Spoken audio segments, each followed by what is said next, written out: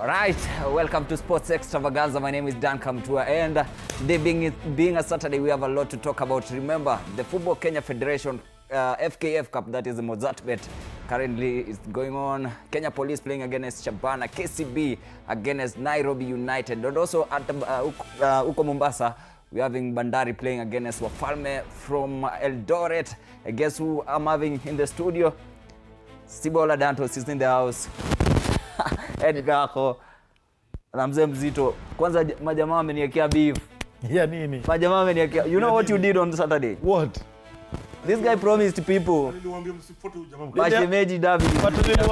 Niliwaambia. Niliwaambia. Uliwadanganya. Bado nawaambia. Arsenal is not winning EPL. Mashemeji David uliwadanganya. Mimi sikuwadanganya. I predicted. Unajua nikikuja someone was telling me, tell that guy. Mlete hapa. Nimeumia juu yake. And then of course we apologize. Poteza rent yako. Anyway, Mwalimu is in the house. Kama kawaida amepiga ile jezi yake ya Nai Boys. He's a big fan of Nairobi United. So you ni fan wa Nairobi United? Si ndio bwana. Uliotoka maji kote nacheza kote. Hamna shida. Yaani kae chini kwa. Huyu jamaa alisema yeye ni FC tangu kuzaliwa. Yeye ni FC, mimi Nairobi United, Manchester City, nilihama Arsenal. Arsenal akishinda unaenda kwa Arsenal. Arsenal siwezi rudi huko. Kuna ugonjwa wa moyo huko. Kuna ugonjwa wa moyo huko.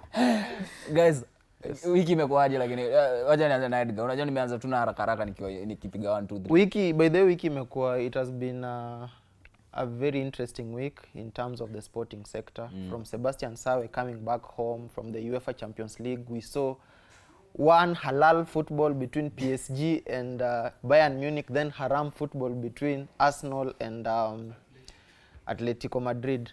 But for me, the highlight of the week was the Mashemeji Derby that I felt FC Leopards was supposed to walk out at least with a draw. At least with that draw. Yeah. Kabla nani Dantos amaliziwe. Guys, week pia nayo imekuwa noma. From Sunday, everyone has been talking about Sebastian Sawe. That guy. A legend. Under 2 hours. Human being. He's already 42 kilometers. Wacha nianze na Mwalimu. Nikitu wenye everyone Sawe alinipunga sana na Sawe alikoko. Yani alidhihirisha kwamba Kenya yani wanazaliwa kila kuchao yani wakimbiaji. Kwa upande wa athletics, sababu ukiangalia ile record alivunja ule marehemu kama sijasahau, na ilikuwa tu yani ilikuwa inapendeza, ilikuwa nzuri zaidi, sababu saa hii nafikiri nikiingia kwa undani zaidi na nilisikitika sana kuona katika social media nani ameandikwa anaitwa nani huyu okay mke wake Kiptum, I think anaitwa nani huyu alikufa huyu Kelvin Kiptum. Yes, yeah. Mke wake yani alikuwa kwa hapo, inasemekana kwamba yani ile wini ndani Sawe alichukua penye alivunja ile rekodi. Sasa itabidi kuna ile rekodi huo, kuna pesa fulani kila wakati unazipata rekodi isipovunjwa, lakini sasa kalivunjwa kale rekodi kalivunjwa na Sawe. Kwa hivyo kongole kwa Sawe yani. No human is Kipchoge anasema nini? No human is limited. No human is limited. Yeah. Exactly, but he deserves it, and I can tell people because I've seen even questions here and there. Those guys train, Danko. These boys train, these ladies train. That mountain, I call it a mountain, those 10 sides, those guys wanna train from morning. They have morning sessions and evening sessions. It is a deserved win, a well-deserved win. And I can tell you, we still have, bado tuko na uwezo as Kenyans wa kubreak a lot. And from where Sawe sits, millions of children are watching. And definitely they are inspired because it's sometimes not about you winning or getting those millions. It's about inspiring generations, you know. And I always say, can we have academies? I don't know if they are there, inspiring these kids and teaching them early. I see it in Term 1 games in primary and secondary schools. but honestly, Sawe, congratulations. Aliomba number plate ya nini yake. I don't know, sasa kila mahali akipita itakuwa ni Nilisikia kila mtu alisema, anajua. kwanza alisema gari yangu iko na number plate. Lazima yake. Unataka unichezea aje? Bwana. Akamwambia nitakutengenezea yangu. Exactly. And I think it is wonderful to see the state, you know, led by His Excellency, honoring him in that manner. And inapatia watu wengine motisha. Let us also see such kind of reception to many athletes. And speaking about reception, Edgar is a journalist, and I know he keeps and a follow up on what is happening. Guys, the way athletes are being received at the airport is chaotic. It doesn't, tunafaa to call it out, right? Yes. Hakuna mpango. It's some chaos here and there. Hata Major. hakuweza kuinterviewiwa bana. It's not the first time this is happening, because I remember back then when the likes of Odira, Kipyegon, Yes. and Chebet were jetting back. It was all chaotic. We need to control that. Yes, for me, I think as a country we concentrate more on ceremonies rather than systems. So when Sawe jetted back, when these heroes of ours, after breaking records out there, when they're jetting back, we really do not have systems where we give them a very good reception at the airport. Even at the airport, we did not find ample time to get a good interview with Sawe, because it was so chaotic. And we understand people are in a celebratory moment. People want to live the moment, because I mean, he has run under 2 hours. But again, we need to have systems when these athletes jet back, at least they get time with journalists and get that first-hand interview with them, so that at least unapata kwamba yule athlete anapofika pale, unapomfanyia interview, kuna kuanga na ile the moment in terms of he has gotten to the country, it is the first time he's stepping in, he has to inspire generation by speaking to them through these journalists. So I think we need to put up systems where easy interviews nafaa kufanyika. And from the airport now to the went to London. That was something that part for years. And how it was received by President William Ruto. Dantos, the whole record, the reception, and the chaos at the airport. I think this is the time that one can say that I'm proud to be a Kenyan, because the whole world was watching us, or the whole world, when it comes to sports, they were talking about Kenya. I think it's a good feeling to be a Kenya, despite so many things that happen in our country. At least to shift focus kwa now to Sawe. First of all, congratulations to him.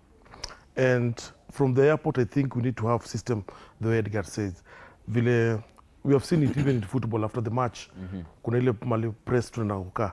I think with time, if the Ministry of Sports can organize such things, a small room where Sawe can speak to the journalists, because also we want to ask him so many questions. Wow, how was the feeling?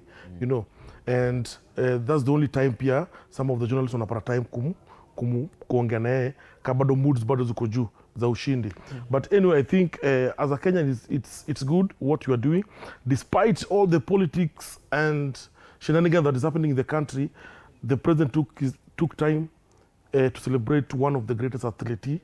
Now the presentation itself, what they gave him and what they're going to give him, I think it's a plus to the government and the Ministry of Sports. That's the only thing that I can say. Of course, we're gonna listen to President William Ruto, the CS of Sports, that is Salim Vuria, aka President Major Tanui, and also Sebastian Sawe himself. Kama tuko nazo, tuanze na kusikiza rais anasema nini, alisema nini kuhusu Sebastian Sawe. Our new marathon record holder, Sebastian Sawe, karibu nyumbani.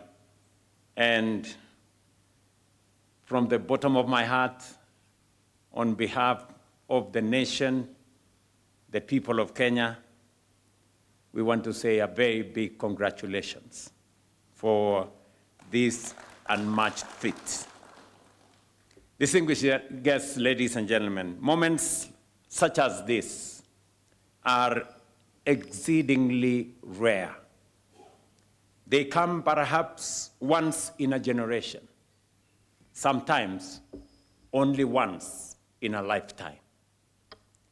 What our very own Sebastian Sawe achieved last weekend on the streets of London by running a marathon under 2 hours is not merely a sporting triumph. It is a defining moment in the history of human endurance. All right, that is President William Ruto there speaking about the record that Sebastian Sawe broke at the London Marathon. If you can listen to CS Salim Vuria tusikie pia ni kipi anasema. This achievement is not a mean feat. It is an achievement that has profiled our country, and we are all rallying behind Sebastian and all athletes who represent Kenya at the global stage. Your Excellency, this is also a very clear demonstration of your leadership to ensure that talents become a source of livelihood. And as we congratulate Sebastian, Your Excellency, I want to assure you, already from your directives, when an athlete breaks the record and they win gold, there are new awards which you will be announcing. I also want to assure all Kenyans that we will continue with implementing and investing in infrastructure so that we can have grassroots nurturing and development of talents across Kenya. And of course, AK President, that is General Tanui, was also in the State House. In the State House. Tanui anasema nini? He went to London once again. He was in London the other time, and now he has broken the record, the world record. And not only breaking the record, but running sub-2, below 2 hours. No other human being in the world, in the history of marathon running, has ever run below 2 hours. He is the only one, the best one, and although the number two to him also ran below 2, but he is the first one in the history of marathon running. Your Excellency, allow me also to introduce the person who ran with him, Amos Kibruto, who was number 4. He was number 4 in that event. Sebastian Sawe ran with Jacob Kiblimo of Uganda and Kejelja of Ethiopia. And those are the top athletes in the world today. And nobody knew who was going to win, because the 3 of them were on top, top form. But he ran from the beginning up to the end in front. Of course, that London Marathon was one of the most, or rather, iconic marathons ever. Remember, number 1 broke the record, number 2 ran under 2 hours, and even number 3 broke the Kevin Kiptum's record. But the man himself, Sawe, what do you say? Kazi ambayo nilienda nikafanya kule London, nilifanya kwa niaba ya sisi wote kuchenga jina ya nchi yetu iendelee kung'aa kabisa, na ni furaha kwa sisi wote. Nasema tu asante, na bado tutasidi kutia bidii kwa talanta zetu na kuchenga jina ya taifa letu ibaki kukaa juu kabisa. Asante pia kwa kazi mzuri ambao unazidi kutufanyia kama sisi wanariadha na sports in general. Nasema asante. Tunaona viwanja zinaendelea kuchengwa. Tunashukuru sana. Tutakulet down, tutakuwa tunaendelea kutia bidii. And of course, pia sisi hatakulet down. Remember, this is TV47 Sports Extravaganza. Keep the conversation going here at TV47, the home of sports. Remember, we're also going to air live the Newcastle versus Brighton game hapo saa itakuwa 5 PM. Huyu ashapiga ashasimama. Lakini guys, Ametangaza msimamo. Team ni moja. tuache Timu ni gani? Team ni jamu. Timu ni the gani? conversation going on our social media platform at TV47 Kenya on YouTube. We are live. TV47 Kenya on Facebook and even TV47 Digital and TV47 Kenya on Facebook. On my social media platform at Dankamtua Askofu on Facebook, Dankamtua Askofu on Instagram and Dankamtua Askofu on X. Guys, tukimalizia kuhusu Sawe kwa haraka ndo tusonge tuangalie football pia. The Football Kenya Federation League inaendelea. FKF Cup, that is the Mozart Bet, pia inaendelea. Quick one on Sawe, quick one on the whole London Marathon, the records na kila kitu. Acha nianze na Edgar. For me, you know, before Sawe going into that particular marathon and breaking that record, he had to undergo 25 anti-doping tests. He actually told them he needs these tests. He was so confident that he's going to break the record to a point that he told them, mnipime mara 25 every time. Even in some days, they had to do 2 tests in a day to show you how confident Sawe was. And for me, it's more of the inspiration came from Eliud Kipchoge. Eliud Kipchoge ni mmoja kati ya wakimbiaji ambao na waheshimu sana, and he told us no human is limited. Ingawaje alikimbia ile under 2, but yeye it is not recognized. Yes, alikuwa amesaidiwa kidogo, lakini it was an inspiration. So Sawe coming in and doing it inakuonyesha kwamba years to come people can run this race under 2 hours. And people having doubts on the last lady who broke her record, then reports came that alipatikana na doping issues. And this time Adidas was so happy with him. You can look at how they celebrate on the social media, viatu vile wanafanya, na pia kiatu ilipewa rais. Yeah, but I can say, and I'll repeat, kiatu ni mojawapo tu ya attires, but he's the one who broke the record. Na mimi naomba hivi, in memory, and of course I don't know if I've said it right, mimi huwa natembea pale Ulinzi na nafika hapa Nyayo Stadium.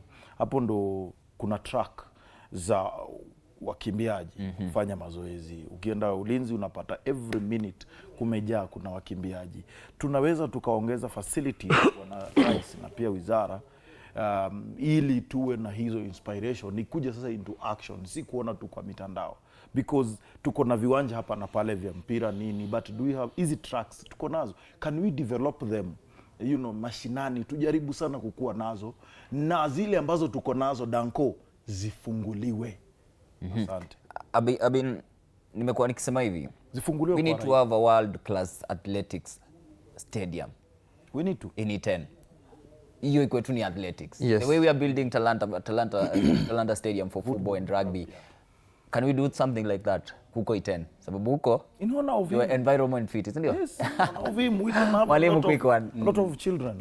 Inawezekana vile unasema, ni vizuri zaidi pia sababu tuna build sasa uwanja ambao ni mkubwa sana, ambao ni uwanja wa kimataifa wa football, rugby. Kwa hivyo ni vizuri zaidi body ya athletics iangalie vizuri tu kwa undani huko tu E10 tu wajenge uwanja tu, ambao ule uwanja utaleta mambo mengi. Hadi itabidi hata kuna mbio zingine hapa Kenya zinafaa kufanyika, lakini hazifanyiki, hazipitii na huko. Unaona, sababu nikiangalia kama Diamond League, sijui kama inakuanga Europe ama inakuanga kila mahali, sababu wakati Talanta inajengwa nilisikia kwamba hata hiyo Diamond League inaweza pitia hata Talanta pia wakati mwingine. No, it can't, because the stadium is a football. The stadium is a football nini. So yes, stadium alone. It's a football stadium alone. Sasa kile tunaomba serikali ituangalilie uwanja wa wakimbiaji peke yake. Tena saidi za huko wanatoka huko. Itakuwa vizuri sana zaidi. Dantos, tufunge Sawe, tuende kwingi. I think it's a wake-up call to the Ministry of Sports also, and to knock itself. Wafanye bidii, because if you see Sawe is almost, I think it's 30, early 30s.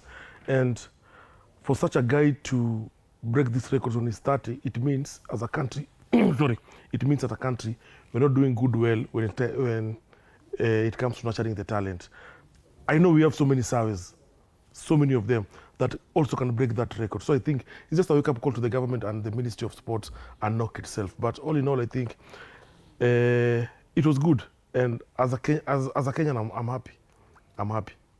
Okay, and congratulations to Sawe. From Sawe, let's look at the FKF Cup weekend actions. Remember, Shabana playing against Kenya Police, the defending champions of the Premier League, Kenya Premier League. Bandari playing against Wafalme, and when the draw was being done, everyone was praying apatane na Wafalme. Can they pull a surprise? Wacha tutaona. Nairobi United Naiboys, who are the defending champion of Mozartbet Cup, will be playing against KCB, and Ulinzi Stars again in another fixture.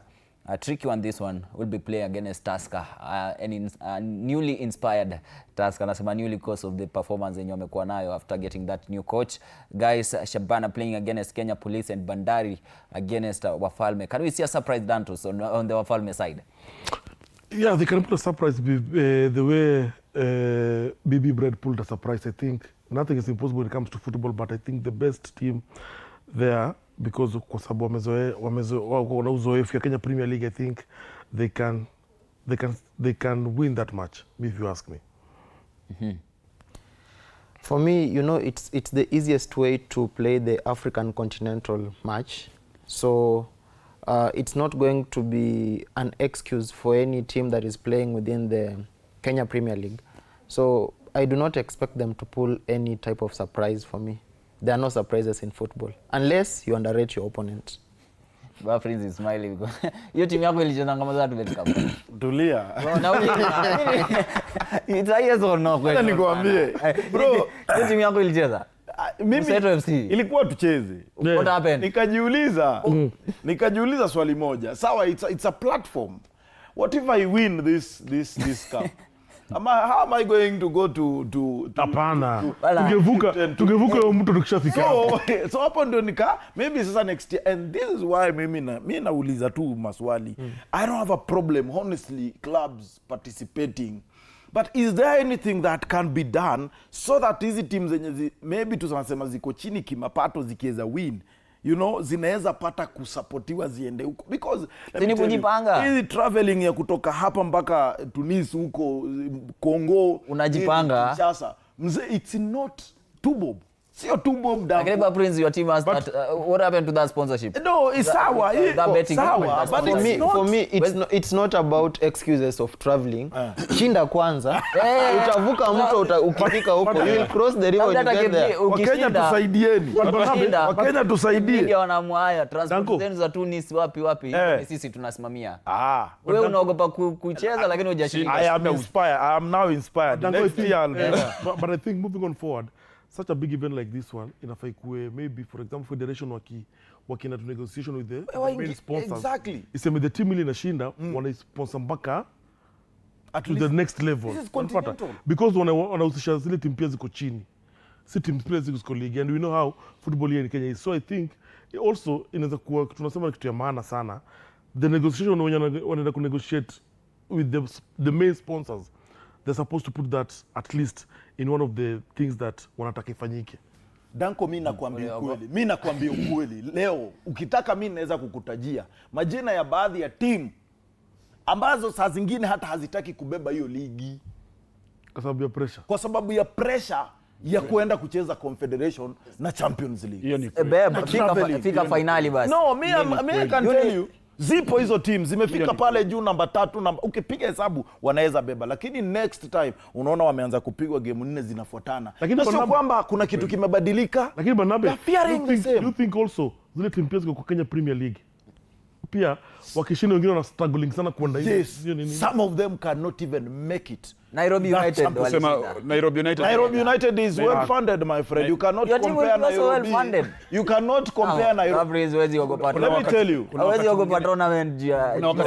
Kuna wakati mwingine should I name them? Tangu mwambie labda media ingewa sponsor. Ndio mimi nasema mmoja wao. Niwataje? Your effort first. Niwataje? How am I going to sponsor you if you're not playing? Yes. Kuna timu nyingi sana zingeweza kubeba kitu. Hapa cha ukweli hapa Banabe, hapa nikimkata kahuli na kipenzi chake kabisa, yani ni kwamba registration wakati umefanya ushiriki katika kile kikombe cha Mozart, si ndio? Umefanya registration ya kazi gani? Si ni kwamba wewe umefanya registration ukijua utakuwa champion. You're not there to participate. You are there to be Lakini kama wewe unajua wewe una uwezo wa kwenda participation ya nini kikombe ya Afrika, si ndio? Confederation Cup. Hauwezi kufanya registration ya Mozart ucheze Mozart. Kama wewe na mseto yako, wewe ulishindwa sababu wewe unajua ile kuna ule ugumu. Edgar, sema upande yako. Kuna kitu kingine. Fika finali, shinda, alafu kuja kwa Wakenya. Kuja kwa Wakenya. Wakenya wagani? Waambie. Nakwambia ulikuwa unaingia hapo kama hujui kuvuka pesa. Gavana mtu ukifika hapo. Gavana wa Kwale yuko na Denmark. Si ndio? Kuna Denmark FC. Si ni kweli? Yuko na walifunga Gor Mahia wakati mwingine. Si ni kweli? Definitely ile club inapoanguka. Okay, inapochukua ile kikombe, si ndio?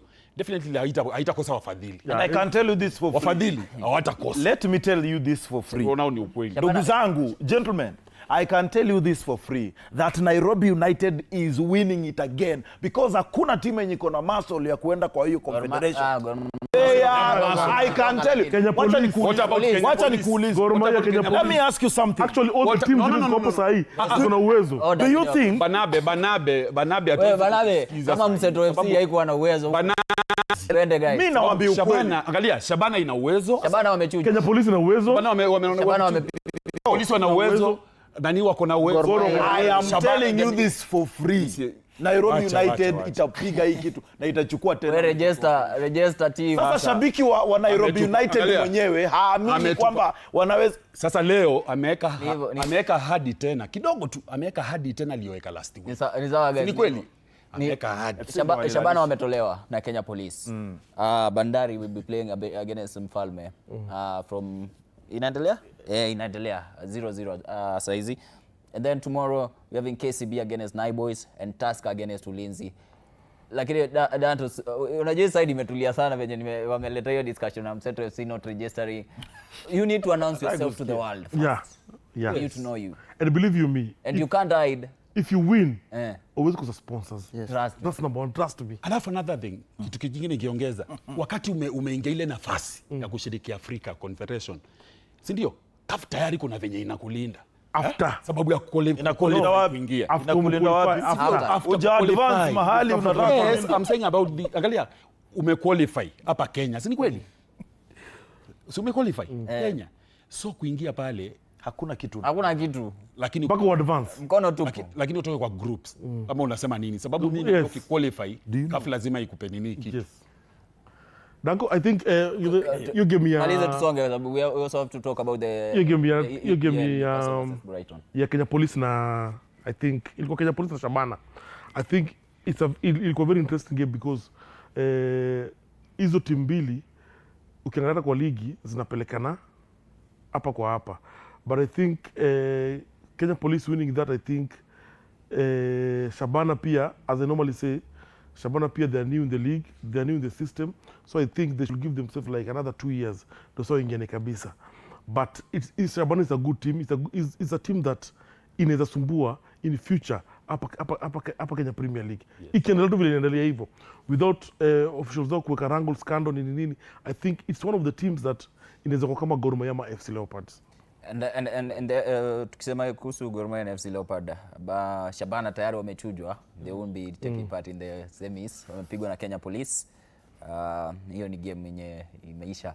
Speaking of games zenye zimeisha, currently games zenye inaendelea in the Kenya Premier League, that is the Football Kenya Federation Premier League.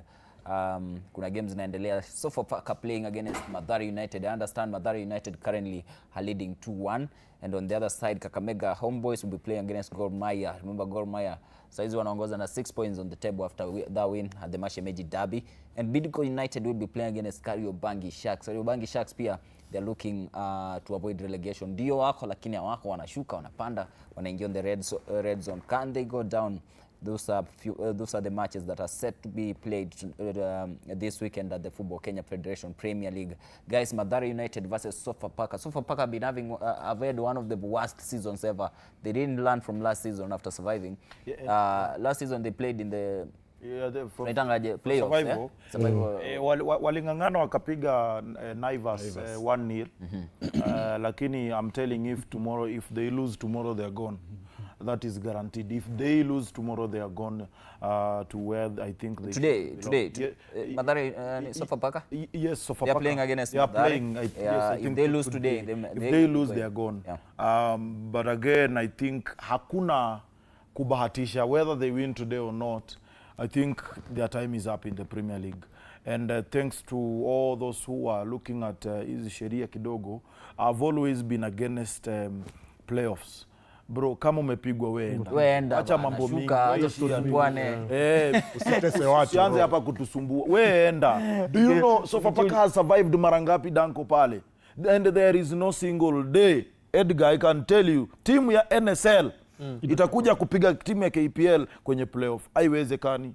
I can tell you, haijawahi kuhappen. Everything is possible. No, haija happen. It has not happened. You know, with the world, everything has the first time. Tell me, the first time itakuwa lini? Sofapaka being given no again third chance ya kusurvive. There's no first time because there's no playoffs. There's no at least silitolewa. Haifai kuwa. Unajua pia nikirudi kwa Banabe penye alikuwa anatuambia katika hii kombe la na next time Boni jamaa wawili wasikae pamoja bana. Kidogo. Unaona mimi nakutetea mahali fulani. Unaona vile umesema kuhusu mchujo anayeshuka Premier acheze na namba 3 wa NSL. Na kutetea upande gani sasa zile ulikuwa ukiongea Mozart isipokuwa Mozart umemalizana nayo. Ni kwamba kuna wakati mwingine nilizungumza hapa nikasema Naivas tayari vile ulikuwa ukizungumza ni kati ya timu ambazo mimi nimeona na nikadhibitisha katika hizo playoff. Wanacheza kama mara 2 mfululizo lakini wanapigwa. Haiwezekani kwamba NSL ipige. Hawataki kuingia? Haiwezekani Dante. Haiwezekani. But I think okay. I think tukiona hiyo notion kuna Banabe ina demotivate some of the players unless you unasema, because I can agree with you, because umekuwa hiyo industry ya nini sana, hiyo industry ya NSL umekuwa hapo. Mimi sijafuatilia sana, but at least wewe umefuatilia sana, so I think there is something that you're not telling us right. No, it's about at least ungetuambia details, it's about levels. Unless maybe tuambie when it comes to playoffs kuna maplayer wenye wana promise wana the certain team, mkiachilia hii game tunawachukua kama player wetu. You understand? That way ingekuwa understandable, but Kenya unasema ni at least ama tunakama tunaielewa, tunaona kama timu ya KPL ikichapona na timu ya NSL itasemekana ni kama NSL is doing good than Kenya Premier League. Yeah, it's actually unfair, very very unfair that unakutanisha NSL number 3 na number 17 ama number 15 wa Kenya Premier League. And that's what tunasema na levels ukichujwa tu wewe chujwa. At the end of the day ni timu 3 zinapanda, timu 3 zinashuka. Before hiyo kuna game nyingine pia, Gor Mahia versus Homeboys. Ndio maana nimekuchuja kidogo, tutaongea hapa. Tutaongea story ya NSL. Unajua ni shabiki wa Gor. So Gor Mahia versus Kakamega Homeboys, it's going to be an entertaining match, and I don't see in any case Gor Mahia being beaten by Kakamega Homeboys, even though Kakamega Homeboys ni wazuri, lakini Gor Mahia stepping into this game with an upper hand after win the bragging rights za Mashemeji Derby, so they'll be putting in a very good fight against Kakamega Homeboys, and if you ask me, the prediction 2-1 in favor of Gor Mahia. Okay, before tuende Kariokoo Derby, huyu coach wa Mashemeji coach wa Gor Mahia anasema nini? We had a wonderful match, a good match, and in terms of preparation, we prepared very, very well. We analyzed the situation and gave them instructions what to do. And to be honest, what made us really, really happy was how they implemented. We are looking forward to the coming match again. It's also a different game altogether. It's not going to be the same. And so, because the opponent also comes with different characters, long balls and all, and then they're very strong in the midfield. And so we will have to manage the situation very well, assess it, and then and today will probably be the final trend. Gor Mahia coach there. Na kule Mashemeji, ati kule Mashemeji. Unajua nimekuwa tuna Mashemeji bana. Ni Mashemeji derby. Anyway, Kariokoo Derby kulikuwa na Simba versus Yanga that was played last weekend, few days ago. Let me say a few days ago, na Peter Mganga pia yuko hapa. Peter from Tanzania, kuna nini na ni kipi kilijiri? live from Morogoro, Tanzania, and basically here in Tanzania, most of the people, they are much excited, eager enough to experience a wonderful derby here in Tanzania. It's all about Kariakoo derby, Simba against Yanga on Sunday. But according to some simple statistics and evaluation for the past 5 matches, Yanga looks to be much better than Simba in terms of skills, professional players, efforts, and other technically related to management affairs. So Yanga, they have probability to win this match compared to Simba, because for the couple of 5 past matches, Simba, they were little bit low in terms of intensity and performance as well. So this is very a technical match, and it's looked to be very complicated because it's a kind of match which will determine the future of these two teams. When I talk about the future, it's all about the winner of this match will be identified as the new champion of NBC Premier League here in Tanzania. So the match will be a little bit complicated, and we are looking forward to experience a wonderful match. Actually, Simba looks to be confident enough because during Muungano final match against Yanga, Simba managed to defeat Yanga on specific match related to the final match of Muungano Cup here in Tanzania, especially the match was played in Zanzibar. So according to specific confidence which shown by Simba during the final match and intensity throughout upcoming match, so Simba they'll be able now to compete intensively with Yanga Sports Club. So for Yanga sides, I think they are going to have a potential capability because they are top on the table, but they are looking forward to scrutinize their position so that to be the champion of NBC Premier League here in Tanzania. So the match will be very complicated, full of intensity, full of moments, and much excitement in this match. Forget about Mashemeji Derby in Kenya. This is Kariakoo in Tanzania. Thanks so much, TV47. Peter Mganga, Tanzania. Surely Peter bana. Acha bana. Wasema to forget Mashemeji Derby. Anyway, Tunapea Mganga nafasi alafu anasema dabi yetu ndio anawalima. Ni sawa. Unampatia hata hiyo. Kwa hivyo bwana Mganga. Ni sawa. Anyway, Kariakoo derby, Simba versus Yanga, one of the best derbies or rather biggest derbies in Africa. Yeah. Remember also here in Kenya we have a Gor Mahia versus FC Leopard. Chingue ya Matere. Derby, big one that one. Sijui mbona tujeguzia lakini ndio ile happen ile nini kitambo. Monday guys, Monday. It was big. Monday. Anyway, from Kariakoo derby to the English Premier League, we're having few matches set for today. Today, Brentford will be playing against West Ham. Wolverhampton, who have already been relegated, play against Sunderland. Sunderland were beaten last week. Arsenal play against Fulham, big one. This one might be a title decider. Remember, whoever is going to lose between Arsenal and Manchester City, anyone can win the title. FC Bournemouth will be playing against Crystal Palace tomorrow. And Manchester United, this one is a big one. Manchester United playing against Liverpool tomorrow also. And Aston Villa playing against Tottenham. Tottenham also staring at relegation. Can they survive? They're also depending on the West Ham's results. Can they survive, or rather, can they win against Aston Villa after having that poor run? They won their first match in 2026 last week. Na venye wali celebrate, ungedhani wameshinda.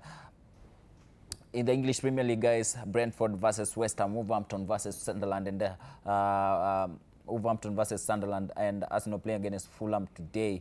And Newcastle will be playing pia leo. Ni game ambayo tutakuwa naonyesha live, Newcastle versus Brighton. Ndio hizo hapo unaonyesha hapo. Also having the question of the day, Newcastle host Brighton at St. James Park today. Which side is more likely to win this one? Give us your prediction. Team gani inakaa kushinda? Brighton versus West Ham, Brighton versus Newcastle. A big one this one. Mwenye amevaa jezi ya Newcastle leo ameamua ni Newcastle. Akon loan. Arsenal wao wanaamua kila siku. Before Edgar aongee, nataka ni chance ya ni yake. Usinipange bana. Ni yake. Naomba tu niulize swali. Mwendeshaji meli. Umesema game kubwa hii weekend ni gani? Nimesema big one. Which one? Manchester United against Liverpool. Why? It's a Because big of one. Manchester United. Are you going to Why wait, is wait. it? Let me Edgar, chukua floor. Nijibu. No, I tend Nijibu. to ask why. Let's say Why is it Chelsea, the big match? Arsenal playing against Fulham. It's a big one also, but it's not that big. Yeah. So why is Manchester United versus Liverpool the Numbers. biggest Numbers. numbers? Yes. Twende. Look only numbers. Numbers.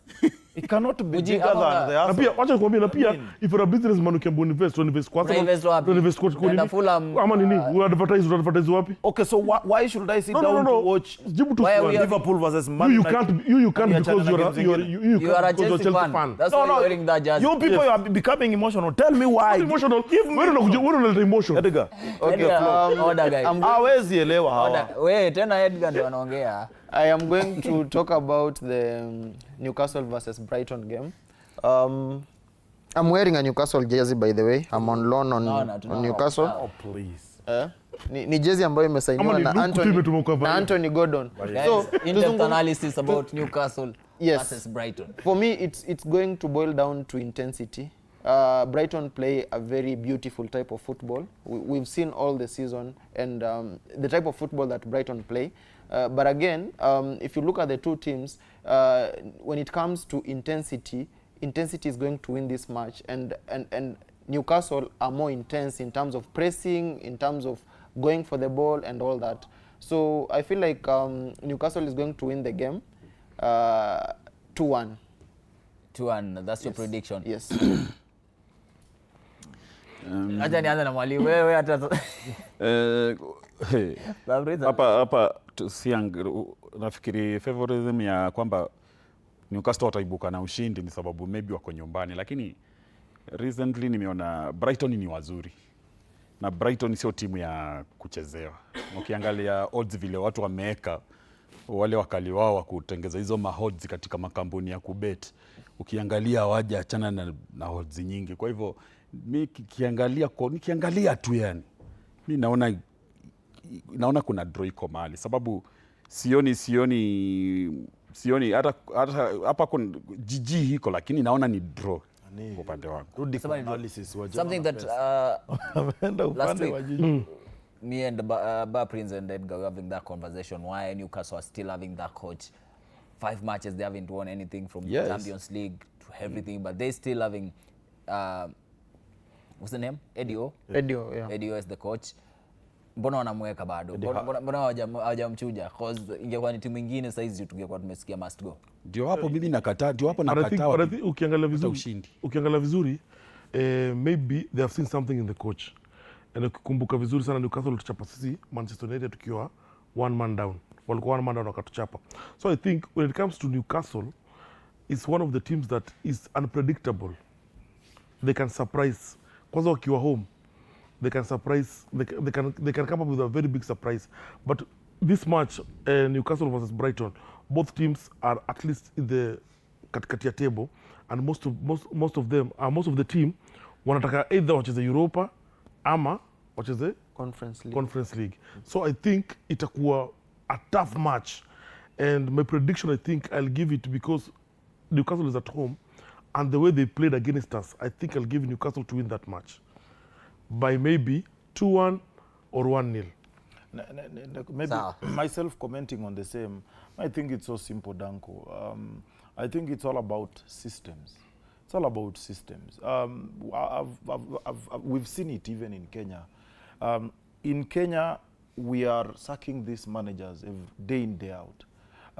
In EPL, it doesn't matter how many matches. Sometimes, even those managements, like kwa mfano ya Chelsea, anafutwa kwa sababu ya pressure coming from fans. Sometimes they are willing to allow the coach continue with his philosophy and strategy, to give him time waone. So there's something always ambayo inaangaliwa kabla wewe uweze kuandikwa kazi pale. So the system that Newcastle has put in place with the manager right now, na mahali wamekaa, it is enough to still give him some minutes to prove himself, because wanaona he has a good relationship with a player by the name kwa mfano Edgar Kopale, and this is where we are banking, profit yetu. anamtumia vizuri, anafanya hivi, so huyu jamaa akiendelea naye, wao waangalie how you're losing matches. They are looking at the system that is in place, and that is what we are lacking. That is why in Kenya ukipigwa mechi 3 wewe umeenda regardless. In Kenya hata ukiwa unaongoza ligi bado unafutwa kazi. Lakini Barabu ukiwa coach kwa mseto ukufutwa kazi. Mimi nilifutwa kazi. Nilifutwa kazi maana pia nilifutwa kazi maana pia nilienda game 8 bila kushinda game. Lakini ukufutwa. Uli step down. Mashabiki walisema now you have to step down. Charlie Rowan akiwa UK with an in-depth analysis. Hebu msikize. TV47, Charlie Rowing, European football reporter in the UK, and the Premier League weekend has come around once again quicker than Sebastian Sawe. And we have a huge blockbuster tie to headline it, that of course being Manchester United versus Liverpool. And to say that these two hate each other would be a massive understatement. In fact, it's probably the biggest rivalry in the north of the country. Both teams are fighting for a place in next season's Champions League, with United currently occupying 3rd place and Liverpool in 4th, above Aston Villa on goal difference and with only 3 points separating the two sides. A win here for either team would greatly help them take a huge step towards playing Champions League football next season. However, it's got to be said that traditionally these two teams are usually at much higher levels than they have been this season. United have had a real up and down campaign, having continued to struggle under Ruben Amorim. But since January, they've been resurgent under Michael Carrick, who won his first game, the Manchester Derby. No easy task, mind you, against City, going on to win 9 of his 13 matches in charge. So you've got to feel that this Liverpool game will be yet another test for his aspirations of getting the United job permanently in the summer. Meanwhile, Liverpool, the current Premier League champions, they've also been struggling in Arne Slot's 2nd season at the helm. They've been way out of the Premier League title picture for too long, having had way too many winless streaks.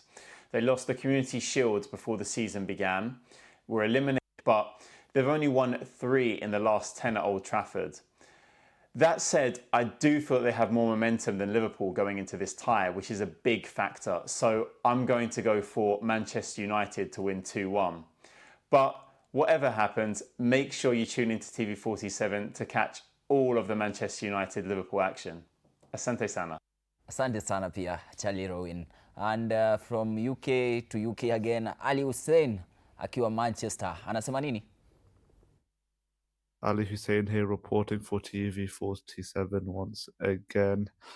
And yeah, so today we're going to be talking all about the title race between Arsenal and Manchester City.